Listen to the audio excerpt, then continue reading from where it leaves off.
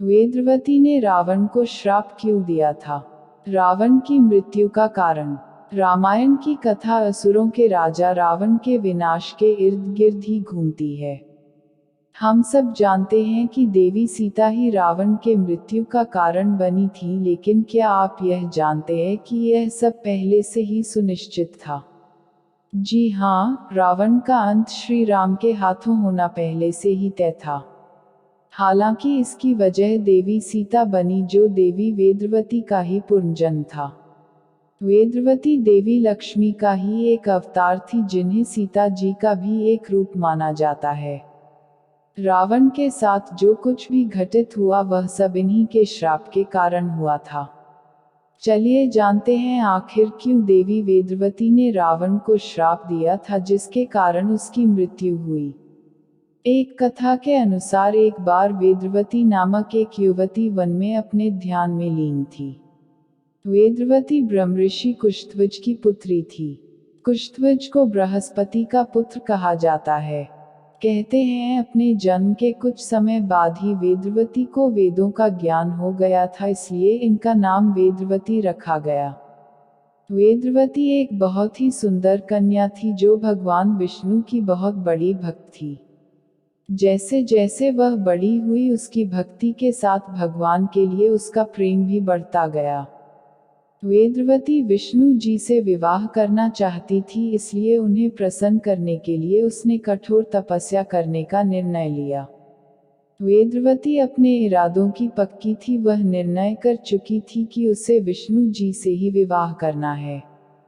किंतु उसके परिवार वालों ने उसका साथ देने से साफ इनकार कर दिया, इसलिए विवश होकर वेदवती को अपना घर छोड़ना पड़ा और वह वन में चली गई।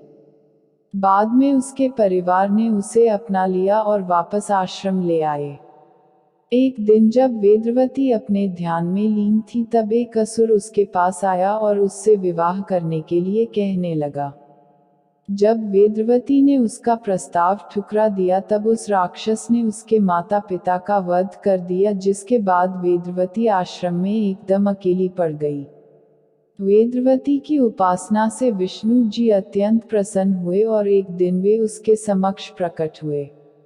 भगवान ने उससे इतनी कठोर तपस्या का कारण पूछा, तब वेदवती ने उन्हें बताया कि वह उन्हें पति के रूप में प्राप्त करना चाहती है। हालांकि विष्णु जी ने उसे बताया कि इस जन्म में यह मुमकिन नहीं है, लेकिन अगले जन्म में वह जरूर उनकी अर्धांगिनी बनेंगी। वेदवती ने विष्णु जी से विवाह करने के लिए समस्त संसार को त्याग दिया था, किंतु उसकी इच्छा पूरी न होने पर भी भगवान के प्रति उसकी श्रद्धा कम नहीं हुई और वह लगातार उनकी आराधना करती रही।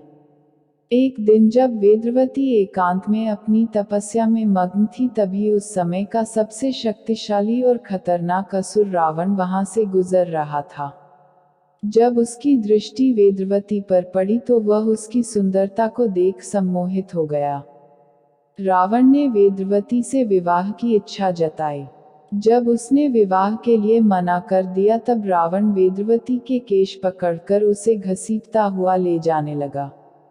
इस बात से क्रोधित होकर वेदवती ने अपने केश काट दिए, साथ ही उसकी पवित्रता को भंग करने की कोशिश करने पर उसने रावण को श्राप दिया कि एक दिन वह उसकी मृत्यु कारण बनेगी। बाद में स्वयं को रावण से बचाने के लिए वेदवती ने अग्नि में कूदकर खुद को भस्म कर लिया। चूंकि वेदवती का श्राप खाली नहीं जा सकता था, इसलिए उसने अपना अगला जन्म मिथिला नरेश राजा जनक की पुत्री देवी सीता के रूप में लिया। जैसा कि विष्णु जी ने वेदवती को वचन दिया था कि अगले जन्म में वे उसके पति बनेंगे, इसलिए देवी सीता का विवाह विष्णु जी के 7वें अवतार श्री राम के साथ हुआ।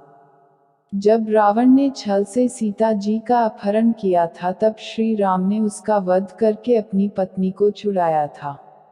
इस प्रकार वेदवती के श्राप के अनुसार देवी सीता के रूप में वह खुद रावण के विनाश का कारण बनी।